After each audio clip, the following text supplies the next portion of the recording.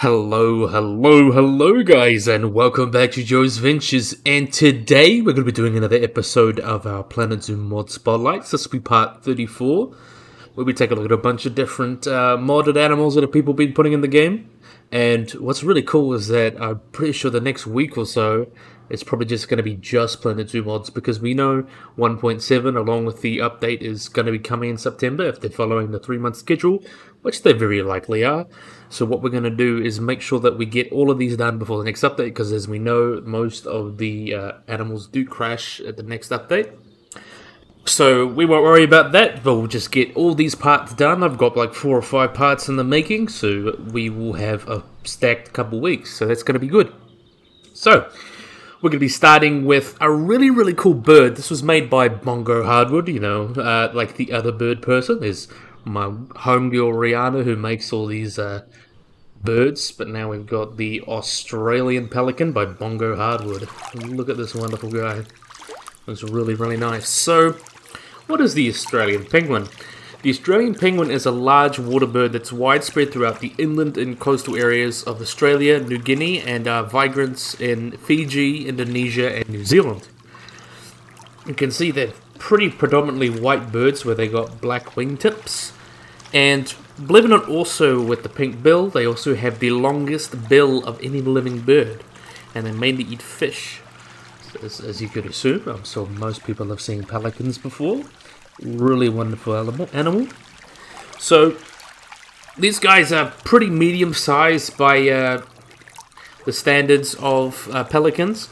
They have a wingspan about 2.3 to 2.6 meters, or 7 to 8 feet, and weight can range from 14 to 13 kilograms, or 8.8 to 28.7 pounds, although most of these pelicans typically weigh between 4 and 7 kilos, or 10 to 17 pounds. That's their average weight. They're also the second largest, heaviest Australian flying bird, second only to the Bulgar crane, and is also, the male is the most sexually dimorphic Australian buzzard, and weighs a bit more on average than maximum than like the cassowary, even though the cassowaries are overall much larger. You can see they're also famous for this very large bill that they use to capture prey. So the record size for their bill is about 50 centimeters, and females are slightly smaller with a slightly smaller bill. And the total of the bill is boosted by the bill from 152 to 188 centimeters, or 60 to 74 inches, which makes it rank along with the penguin as the longest of the pelicans. Pelicans. Must have misspoken, but still a really wonderful animal. How can you not love them? So, as I mentioned, these guys are found around mainland Australia and Tasmania, and they occur in large expanses of open water with dense vegetation, such as large lakes, reservoirs, billabongs, and rivers, as well as estuaries, swamps, and temporary flooded areas. Or basically anywhere there's a major water source, they will go. And there's also been some records, first known from New Zealand by a specimen that was shot, and a small number of subfossil specimens. That means bones that haven't quite fossilized yet, but they're well on their way. So it's very likely that there were some New Zealand pelicans in prehistory, or just history. And these guys are plunge divers when swimming on the surface of the water, so they'll work in groups to drive fish into shallower water, where they go and dip their heads and try and catch them. That's why they have these very big pouches that they can use, almost like a whale. They use it to try and funnel fish into their throat, so that's really cool. And even though they're predominantly solitary, they will primarily or oftenly forage solitary, but often they will feed in large groups where they use this to corral the fish, so they're able to dive down and corral them into shallow water to eat them. So that's pretty cool. And they are a piscivore, less of a piscivore compared to other things, other pelicans, but they regularly also feed on insects, aquatic crustaceans such as yabbies, and also been known to take out other birds such as gulls, ibises, and teals, including their nests and hatchlings. And even small dogs have been swallowed by pelicans, apparently, which is a sight that I don't want to imagine, but it would be very scary. Also, they'll eat a lot of reptiles and amphibians, and are a collective parasite. That means that still kills from animals like cormorants. So basically, big bullies that'll eat whatever they want. So the Australian pelican begins breeding at about 2 to 3 years old. The breeding season varies occurring in the winter in the tropical areas and spring in the parts of southern Australia. While obviously in the north, it'll be in the tropical areas. That's north. They nest in like a shallow depression in the earth and sand, and they give it like a grass lining. And then they use the elevated nest on top of bushes and things. And they often have communal nesting with colonies located on islands that are sheltered areas in the vicinity of lakes and seas, just somewhere safe. Breeding Australian penguins will lay pelicans, will lay 1 to 4 eggs, typically 2. Chalky white eggs that measure about 93 millimeters or to 57 millimeters, or 3 to, so that's 3 inches by 2 inches, so quite a big egg. And that often appear scraped and dirty. And they incubate these eggs for about 32 to 35 days, and the chicks are naked when they hatch, that they quickly grow down feathers that are grey. And after they hatch, the larger one will feed more, and the smaller one will actually die of starvation or simplicide. So usually it's the biggest one that survives. Some birds, other birds will do this. So for the first 2 weeks of the chick's life, they will be fed regurgitated liquid, but for the remaining 2 months they'll be fed on fish and some invertebrates. And feeding pods are formed with colonies, and the chicks are about 25 days old. And the young penguins, not penguins, I keep saying penguins, pelicans will be fledging at 3 months of age. I think it's just because we've got all these pelicans in the game, penguins in the game, I keep getting that confused. So what's their status? So luckily they're not globally threatened, and they're usually fairly common in areas where there are proper habitats. And we can see the baby there. We'll have a look at the baby while we miss them out. Really, really cute. So, there is over 20,000 adult birds that have been found in areas like Lake Erie and are legally protected, though there does not seem to be any adverse effects to their populations by pollution.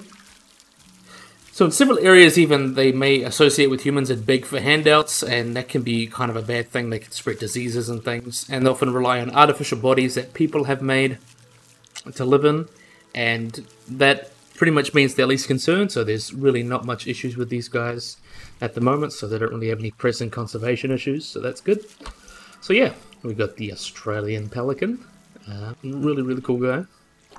So now we're going to move on to another cool little mammal, and I love him. So this was made by my homegirl, Rihanna, or known as Ronmayron.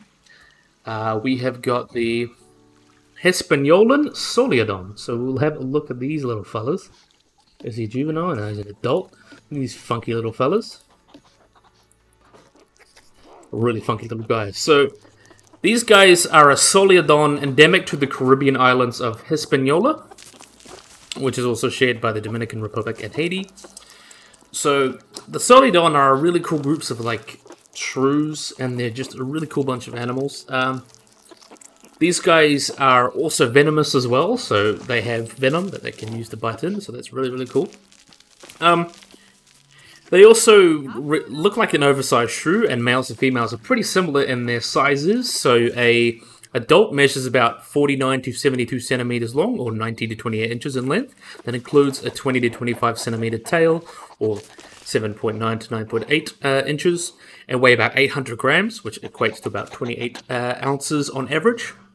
And as you can see, they vary a little bit in color, but they typically have this very like yellowish brown, dusky brown over their body, with like a little black cap and a little bit of variation. Really, really cool.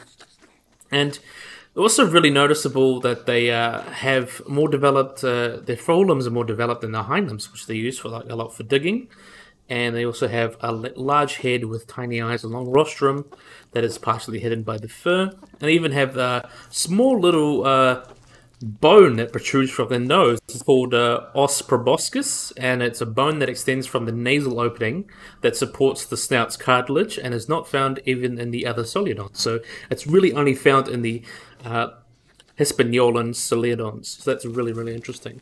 So these guys, as I mentioned, they're found in the islands of the Caribbean, only on Hispaniola, which is in the Dominican Republic and southern parts of Haiti.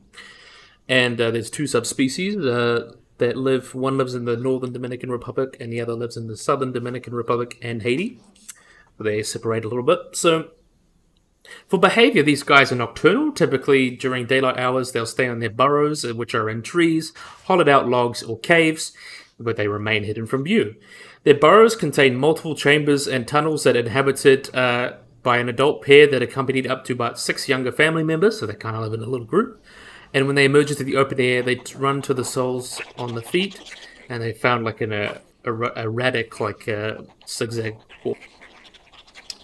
These guys as well are mainly feed on arthropods, which includes worms, snails, mice, and will also take worms, snails, mice, and small reptiles.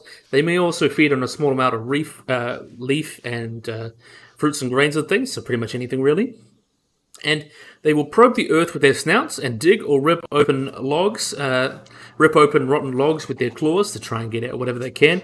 And here's an interesting thing about a lot of shrews as well. Like, you hear whales about echolocating, but they can do it too. So they have been reported to have a bunch of vocalizations that include chirps and squeals and things, and a soft squeak that they probably use like a click when they're encountering strangers, that they use like echolocation, like a bat or a whale. So that's really interesting. They make these clicks along with these sounds to communicate. So breeding occurs throughout the year for these guys. Females are receptive only for short periods of time, only about 10 days. Litters of 1 to 3 young are usually born after a gestation period of about 84 days. And usually only 2 of the offspring usually survive, because the female only has 2 teats, which is found towards the groin. The young are born pretty blind and hairless, and weigh about 40 to 55 grams, or 1.4 to 1.9 ounces, and they're carried around by their mother for the first 2 months of life, although it's unknown how long it takes for them to be fully weaned, and they can live for over 11 years in captivity, so they are quite long-lived for a small animal. So here's a little bit about their ecology. Because of the lack of natural predators, a lot of islands become quite isolated and they don't really have big natural predators, so they tend to slow down their breeding. These guys do not evolve offensive defenses from predators, so they're a pretty slow runner and pretty clumsy, but sadly introduced feral dogs and cat populations along with mongooses on their islands. They were introduced to control rats and sugarcane fields, and the other ones all prey on Solenodons, which sucks. But in 2016, they've actually been found, the study confirmed that these guys diverged from all other living mammals about 78 million years ago. So there's a lot of genetic diversity in these guys. So that's a very, very ancient group of animals, Solenodons. And one of the 2 surviving native insectivorous mammals that are found in the Caribbean, with the only other 2 being, one of the only 2 remaining endemic terrestrial mammals of Hispaniola. So while it's uncertain of their population and how they will survive, but there have been lots of organizations trying to make sure of their long-term survival, since they have to deal with a lot of invasive animals. As we mentioned, it's not too different with stories around the world. You have in New Zealand, you have also in a lot of these subantarctic islands. There's a lot of issues with, obviously, animals on islands. Hawaii is another good example. So the main big issues is that there are predated upon by introduced species along with habitat destruction, but luckily, as I mentioned, there's lots of good conservation plans. They were downlisted from endangered to least concern in 2020, so luckily there have been increases in their awareness as long as their population size and range, so there has been some good conservation work going into these guys, which is awesome. And this is on the base and that's why they downlisted them, because they are doing much better. So yeah, really, really cool little animal. Rihanna, you did a great job with these little guys. So now we're going to move on to our next funky animal. So this was done by Leaf and our favorite modder, Nicholas Lion Rider. We have got our Asian water monitor. Is that an adult? Yes, we'll have a look at the adult. So, a really cool animal here. What is an Asian water monitor? So they're a large varanid, so they're related to animals like Nile monitors and Komodo dragons. They are found to South and Southeast Asia, and one of the most common monitor lizards found in Asia that can be found in coastal northern East India, Sri Lanka, Southeast Asia, and the Indonesian islands, where they live close to water, and likely considered least concern, and are also one of the largest squamates, or largest lizards in the world. So these guys are pretty large, so breeding maturity is attained when males reach about 40 centimeters long, or weigh a kilogram, and females 50. And even though they grow much larger throughout their life, with males on average being larger than females, adults already exceed 1.5 to 2 meters, or 4 foot to 6 foot, so that's generally, but the largest specimens have been recorded up to 10 feet long. So another common weight for these guys as well is recorded to be about 19.5 kilograms, or 43 pounds. Though there have been 80 males that were killed, and they measured them, they are calculated they're only around 3.42 kilos, or 7.5 pounds, and about 56 centimeters, or 22.3 inches. So it really just kind of depends with individuals. But the largest cases, they seem to be also the world's second heaviest lizard after the Komodo dragon. So as I mentioned, these guys are found in Bangladesh, most of Southeast Asia, such as Vietnam, Laos, Cambodia, Thailand, places like that. And being a water monitor, they do like water areas, so they are semi-aquatic and opportunistic. They live in any habitat where there's a good amount of water, such as mangroves, swamps, also rivers and things, so pretty much wherever they're, and also not deterred by human disturbance. So they will often live near people if there's enough water for them to support them. So that's pretty interesting, wouldn't you agree? I love these guys. So to defend themselves, these guys will bite. They also have venom. They have sharp claws, and they have a big tail that they use to whip prey. And they are carnivorous, so they feed on a wide bunch of prey. They're the epitome of not picky. As long as it's meat, they'll eat it. So they'll eat fish, frogs, rodents, birds, crabs, snakes, turtles, as well as young crocodiles and their eggs. And they've also been observed eating catfish, which is another weird thing, which is also really cool. And they also use this behavior to, when they dive in the water, not only for hunting, but they use it to escape from predators, which include king cobras, also tigers, anything that's big enough to eat them, and will also often eat carrion, where they have this very keen sense of smell. They have a Jacobson's organ in their snout, where they stick their tongues out. You can see they got that forked tongue, that they take it back, and that can tell the direction of where the smell's coming from. So they do a good job there. I love it. So these guys are traded globally, and the most common lizard exported from Southeast Asia.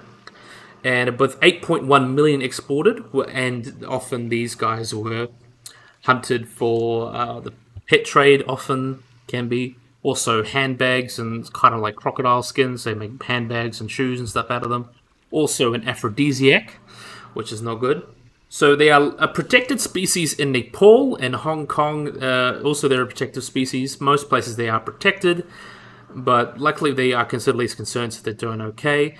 But the biggest things that can be threats to them is obviously loss of habitat and hunting, which can often remove some of the larger ones. That includes the large females, which are breeding eggs, have tough skins that are not desirable. So there are other areas where they survive, kind of where they, the big ones that lay eggs aren't the ones that are ones you want for handbags. So that's good. And luckily they are protected, whereas they also will be used as kind of like pest control and stuff on rice fields, where they are protected because they eat the venomous snakes, which can potentially hurt people. So they are tolerated, but still really wonderful animals. See, look at the babies here. I don't think they really have a baby model.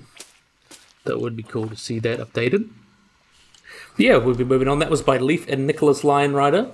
So now we're going to be revisiting an old friend, but I'll explain why we're revisiting it. So we've got the Bateared Fox. So where is our Bateared Fox? Hello there, little man. So if you guys remember this guy, I covered him a while ago. I think I covered for 1.5. I covered him. But with the Africa pack obviously giving us a fennec fox, which is much more similar than a doll to a Bateared Fox, Jen and Leif, well, I think Jen usually makes it, or Bubbly Wums, and Leif ports it, but they made a remake of it pretty much to better fit that one, and I think it looks perfect. I love it. So we can see a little bit more about the species. I've already covered them before, so I'll give a quick little rundown. So these are a really cool little canid, and they use these big ears. That's what they call bat-eared. They have big ears like a bat. They use that for thermoregulation, and use it to kind of find and use it to control its body temperature and also help with its hearing.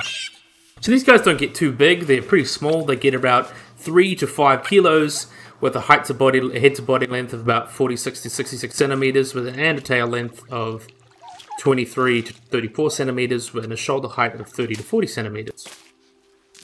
And you can see they've got these like dark patterns about them, and they look really, really cute. Let's have a look at the baby, because I think the baby is so adorable. While you take a poop, okay? So these guys are found pretty much all across Africa. They're found in like 2 different populations. There's like a population that lives in Ethiopia, Sudan, and Somalia through Uganda, and the other one lives in South Africa, Namibia, Botswana, and places like that. It's very possible that could be by people, but also just kind of preferred habitat. So what's really interesting about these guys as well is that the only true insectivorous canid, where they will mainly eat on harvested termites, which consist about 90% of their diet. And they've been also seen to other arthropods such as millipedes, centipedes, grasshoppers, pretty much anything like that they will eat. And they usually hunt in groups or in small pairs, or split off into pairs where they'll go and do their own thing and maintain their own territory, which is really, really cool. And they will spend in northern parts of their range, such as the Serengeti, they will normally spend most of the time when they're foraging out at night, so they're mostly nocturnal. And they're highly social, so they live in pairs or small groups where they maintain a large territory. We'll have a look at the adults. Where's the adults gone? There was one. Really wonderful. So they will maintain these territories with them. And they are socially monogamous, so they'll make breeding pairs, but they have been observed in polygynous groups. And gestation for these guys lasts about 60 to 70 days, with females give birth to 1 to 6 kits. With beyond lactation, which lasts about 14 to 15 weeks, that's when they'll lactate. Males will take over the grooming, defending, huddling, chaperoning, and carrying the cubs through kits through den sites.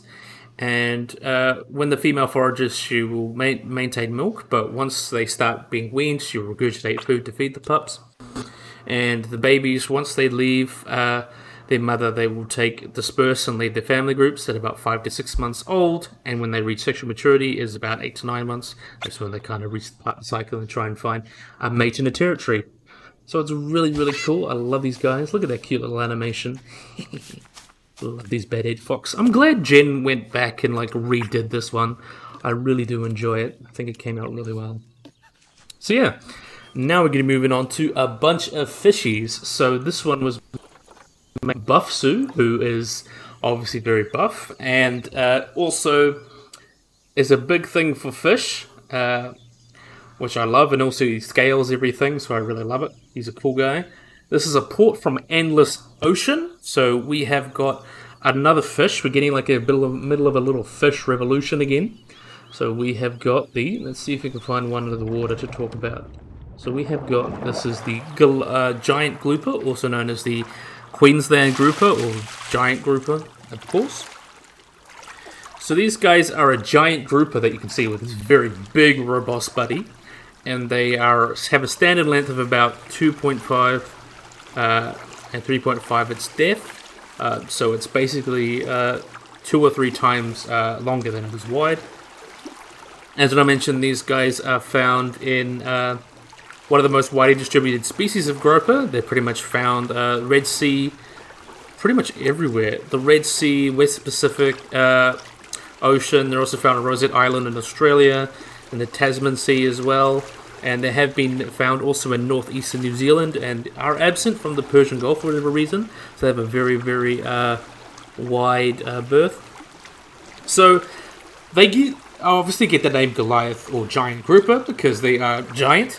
And their standard length is typically about 270 centimeters or 110 inches, but they're most not commonly found at about 180 centimeters or 71 inches, with a maximum published weight of about 400 kilograms. So that's a very, very big fish. So these giant guys live in shallow water that can be found about 1 to 100 meters. They're not very deep divers, and these large specimens can be found in shores and harbors.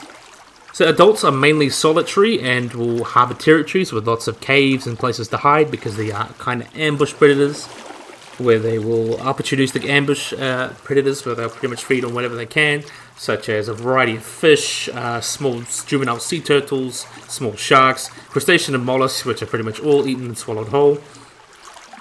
And we've even seen like a lot of different species such as lobsters and things in these guys' guts, so they are very solitary and long-lived. That's really cool.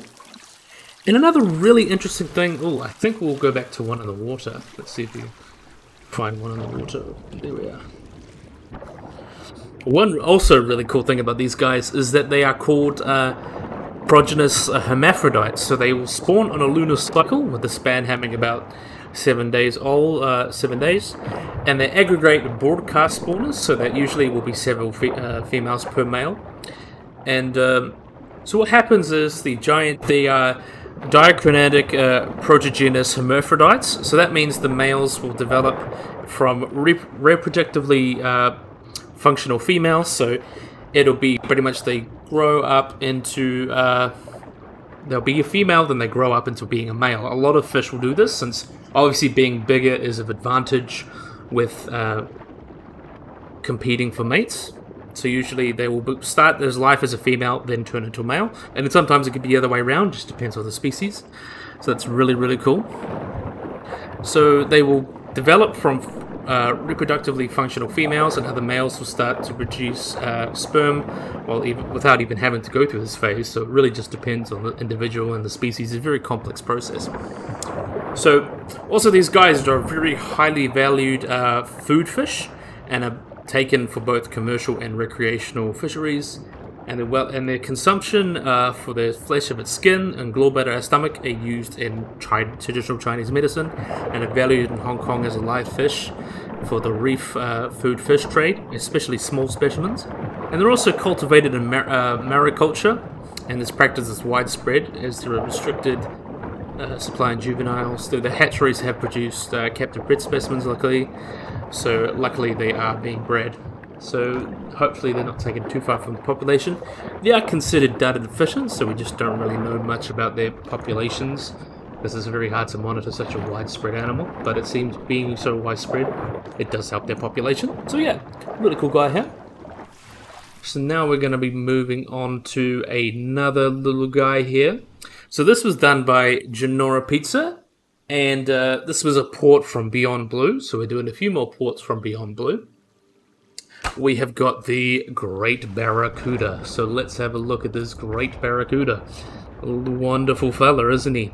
I love him. So these guys are a species of large ray-rimmed fish that are found in subtropical oceans across the world.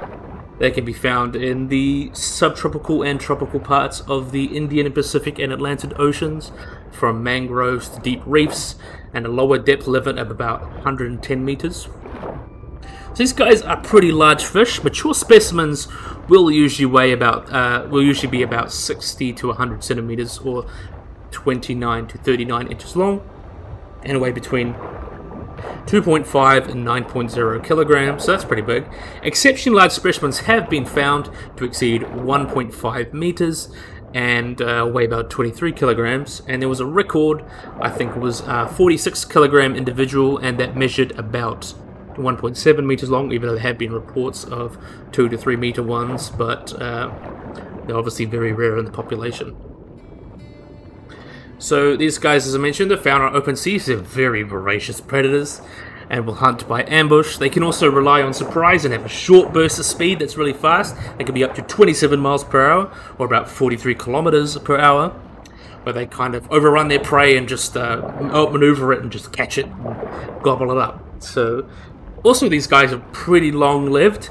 They can live to at least 14 years of age, and the spawning season lasts from April to October.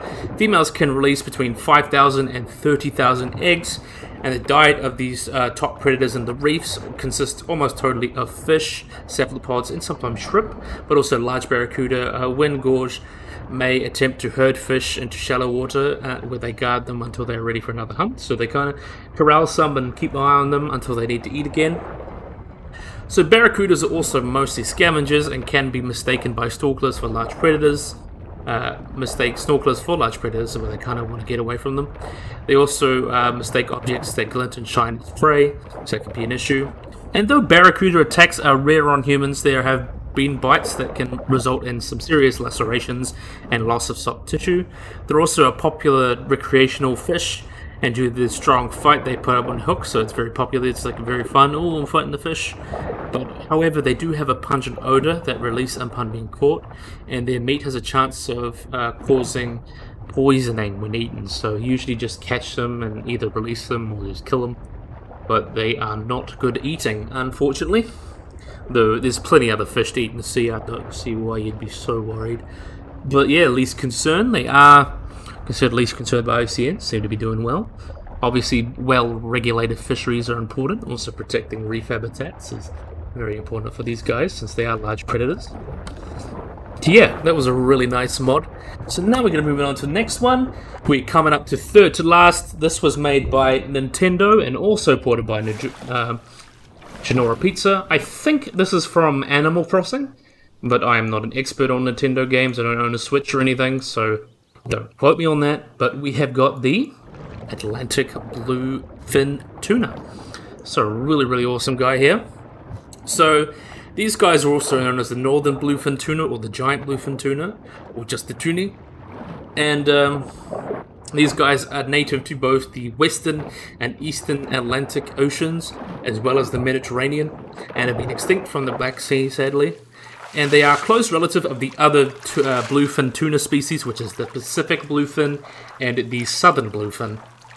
And these guys get pretty big. They've been recorded to get up to 680 kilograms, or about 1,500 pounds in weight, and rival the black marlin, blue marlin, and swordfish as the largest mechanoforms, or one of the largest fishes in that group.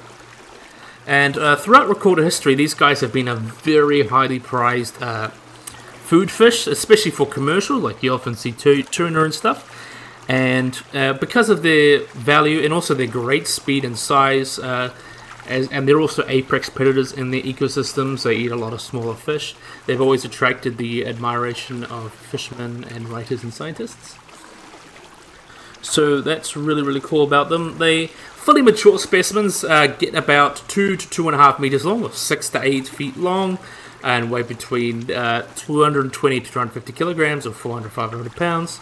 As I mentioned, the largest one has been recorded at about 1,500 pounds. And they also live very, very long. The big specimens that you see, they get up to about 2.5 meters, and they often be older than 15 years old. And very large specimens may up to be 50 years old, so they're very long-finned fish. Long-lived fish, not long-finned fish. So they also dive very deep, and they typically hunt on sardines, herring, mackerel, and also invertebrates such as crustaceans and squid. And these guys are really cool. They produce up to about 30 million eggs, and often they will spawn in 2 widely selected areas, one spawning in the Western Mediterranean and the Baltic Islands, where these small well, they'll come together and spawn, which is in such times they're very vulnerable to commercial fishing, so usually these areas are protected, especially can be spotted, and they can be spotted spawning from light aircraft and such, where they're often watching out for people that want to take them, so managing them is always very important. So a lot of these guys' threats, luckily, mainly the global appetite for tuna has been a very, very dangerous thing to their populations as well. And overfishing continues to decline the populations. But luckily, just recently, like this, within the past week, the IUCN has basically lifted most tuna species from like endangered to vulnerable and least concern, and I believe the Atlantic bluefin's also considered least concern now because of the very, very great efforts to create a sustainable fishery, which is always very important. It's very important to have food not only for the now but also the future. So that's a great example of how sustainable fisheries can allow these animals to be healthy and perform their jobs in their ecosystem, but also give us bountiful food and give our great-grandchildren tuna to admire and eat. So that's really, really awesome. That shows what we can do when we put some good laws and put a good culture in place to make sure these animals are protected. And I think it's really, really awesome that we did that. And there's lots of, as for the every dangerous and like scary conservation story you hear about the world getting end, there's always another good one, such as the return of the tuna and the return of the whale, the return of the bison's another great example. So yeah, it's really, really awesome to see that we're getting some good laws and sustainable fishing in place, since that is very important. So yeah, really, really wonderful here. So that was mentioned by Genora Pizza and by Nintendo. I believe that's Animal Crossing. I'm just making sure. But next we have got by old friend Frazzle. Frazzle64, you might remember him from the Urals that he did. But he is back with a cool cat, which I love. I've got to show you. So we have got here, this is the African golden cat, which is a small wild cat that is endemic to the rainforest of West and Central Asia. Not Asia, Africa. I don't know why I said Asia, both start with A. Sadly, they are considered vulnerable because of deforestation and such, but are also close relatives of the caracal and the serval, which I've got a caracal coming up, which I'm going to love. So, these guys get pretty big. They obviously called the golden cat because of their chestnut or reddish brown or grayish brown colors. And these guys can get pretty big. They are quite heavily built with short tail, large paws and things, so pretty heavily built for a cat their size. They get within the range of about 61 to 101 centimeters, that's their body length, with tails getting about 16 to 43 centimeters or 6 to 18 inches, and a shoulder height of about 38 to 55 centimeters. Let's see if we can get another good look, better look at one. Is it an adult? Yep, we'll have a look at her while we're talking about her. Did a really good job with this one. So they're about twice the size generally of a domestic cat. So as I mentioned, these guys are found in tropical forests around, like found in cloud forests, bamboo forests, or moorlands. They're found in Senegal and west of Kenya, and range as far north as northern Angola and the Central African Republic. And due to their really reclusive habits, there's little known about these guys, but they are solitary, but are considered crepuscular or come out during dusk and dawn, or nocturnal, only coming out at night. Though they have been observed hunting during the day, which depends obviously on just like their availability of food. So they've been known to be very good climbers, but hunt primarily on the ground. They feed mainly on rodents, tree hyraxes, but also hunt birds, small monkeys, duikers, young of giant forest hogs and small antelope, but also be known to take domestic poultry and livestock. But also these guys, what we know about their reproduction is known from captive individuals. Let's see if we can find ourselves a little baby here. No, that's not what we want to look at. It's not what we want to look at. What are you doing? You're getting a bit buggy. Right there, buddy? But we'll have a look at you while we're talking about you. So, the female gives birth to usually 1 or 2 kittens after a gestation period of about 75 days. Each of these kittens, even though they're bugging out, let's see if we can find the other one. There's another one somewhere. There's the one there. Let's just move them.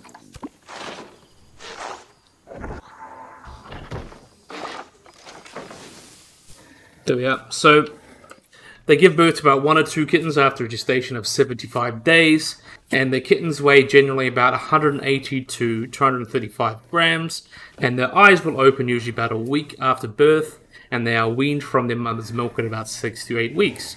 They grow and develop rapidly in comparison to other smaller cat species, and one individual was reported to be scaling a 40 centimeter wall within 16 days of their birth, so that's pretty interesting.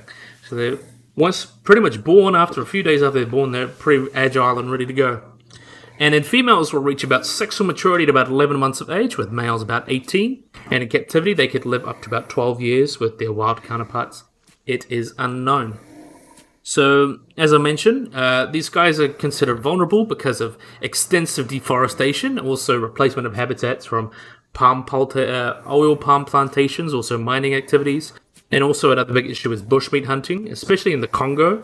That could be a big issue for these cute little guys. So that's something that should always be managed. And I think Frazzle did a really, really great job with these little guys. I'm really, really proud of him with these really nice golden cat, because I know how hard cats are to get down. But yeah, really, really good job. So then last but definitely not the least, we have got, this is made by TNT, or good old TNT, who is very famous for making dinosaurs. So we're going to have a look at another dinosaur for Planet Zoo, and I love this guy. Is Nanukosaurus, which name means polar bear lizard. So this is a small tyrannosaurus, small quote unquote. They are from the late Cretaceous or early late Maastrichtian from Prince Creek Formation in the northern slope of Alaska. And there's one species, Nanukosaurus holugi. So yeah, really interesting animal that's really only known for a partial skull as well as some undescribed postcranial elements. So at the initial description of this guy was found to be about 5 to 6 meters long, or 16 to 20 feet long, which is about half the length of Tyrannosaurus rex, which is often considered like a dwarf Tyrannosaurus, which is probably not the case. And their weight has also been estimated between 500 and 900 kilograms, or 1,100 to 2,000 pounds. And their diminutive size is believed to be because of their high latitude habitat. That's when it was described.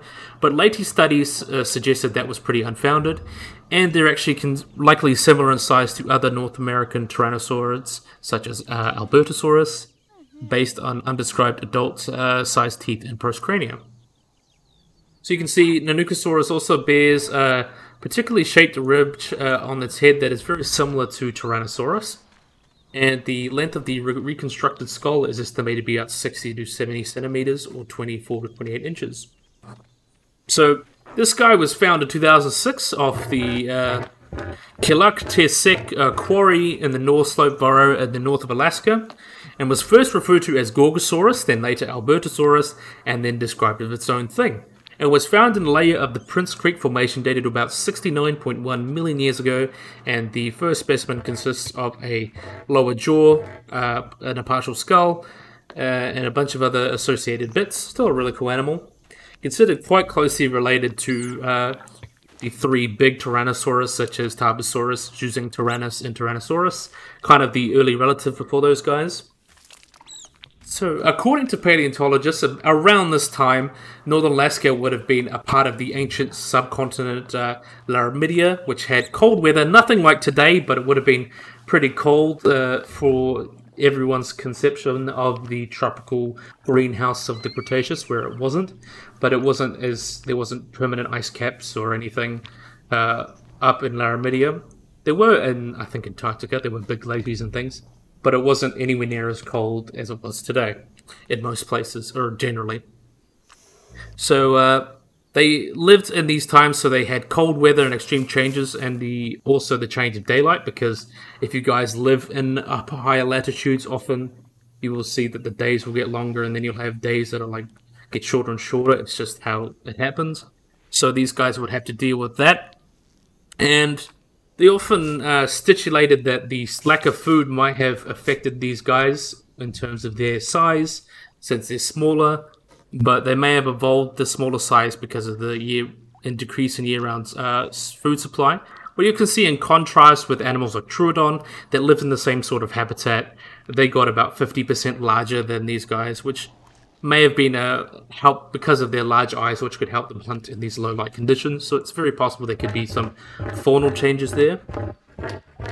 So as I mentioned, these guys found the Maastrichtian age Prince Creek about 71 to 68 million years ago.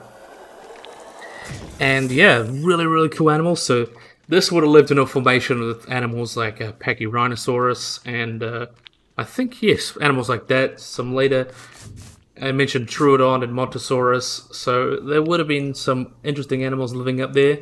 But also, the thing I want to talk about is that, as I mentioned, it was not as cold as today. There was still cool areas. It probably snowed at nights, but it wasn't like the polar areas today.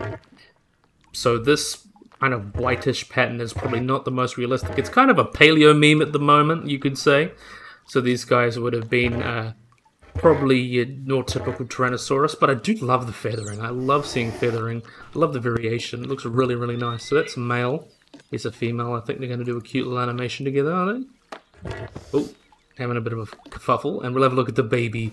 Look at this cute baby. How can you not love him? I like the colours on this guy a little more than the adults, honestly. But I still think he looks really cute regardless. And TNT, you did a wonderful job. So yeah, I think this would be a perfect place to end the episode. So I'm just going to zoom out and get us ready to end. So yeah, I really, really, really hope you guys enjoyed this video. I hope you guys like and subscribe. Always remember to click that little bell icon to get notified when I upload anything. So yeah, Hopefully you guys enjoyed this video. Hope you guys will like and subscribe, and bye-bye.